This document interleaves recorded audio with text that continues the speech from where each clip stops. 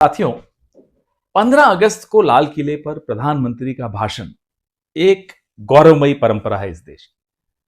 बचपन में पूरे परिवार के साथ प्रधानमंत्री का भाषण 15 अगस्त का जरूर सुना जाता था, भले प्रधानमंत्री किसी पार्टी के हो। और इस गौरवमयी परंपरा को स्थापित किया पंडित जवाहरलाल नेहरू ने कि इतिहास के एक प्रतीक पर खड़े होकर भारत के भविष्य की बात करना, भारत से साझा करना अपने भविष्य के सपने।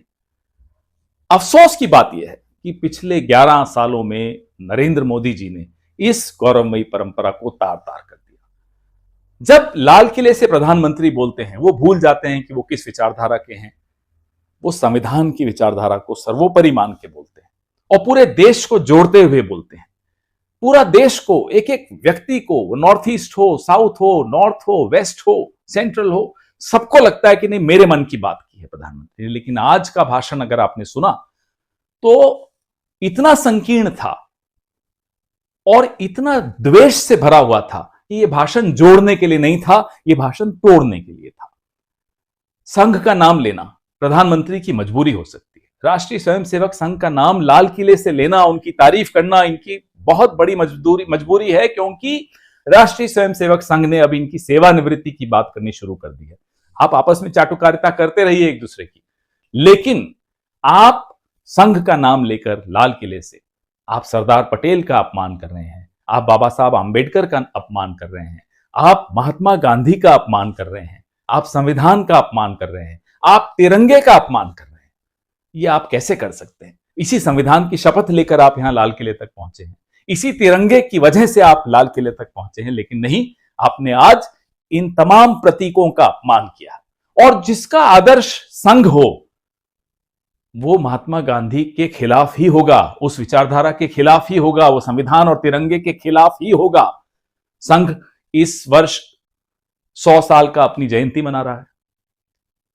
पहले 25 साल संघ ने मुखबिरी करके गुजारे अंग्रेज, उसके अगले 25 साल तिरंगे और संविधान का तिरस्कार करते हुए गुजारे, और उसके बाद वाले 25 साल इन्होंने मंदिर मस्जिद के झगड़े पैदा करके गुजारे।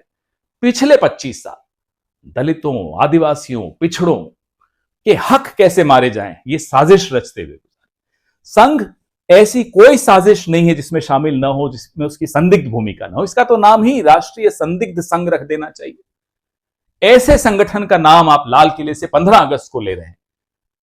बहुत अफसोस हुआ, पूरे देश को अफसोस हुआ। और इतने अंधे हो गए हैं आप इस संविधान के खिलाफ, इस देश की आत्मा के खिलाफ, इस देश की विचारधारा के खिलाफ, कि आज पेट्रोलियम मिनिस्ट्री ने एक पोस्टर निकाला।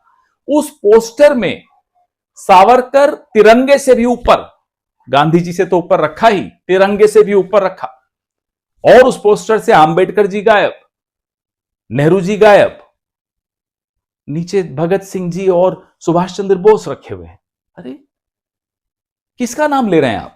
जिनकी भूमिका संदिग्ध रही हो, जिनका इतिहास बहुत बुरी तरह से काला हो, उस व्यक्ति को आप 15 अगस्त के दिन तिरंगे से ऊपर स्थापित करने की कोशिश कर रहे हैं। आप सामान्यकरण कर रहे हैं। You are normalising Savarkar, you are normalising the conspirators of Mahatma Gandhi's assassination.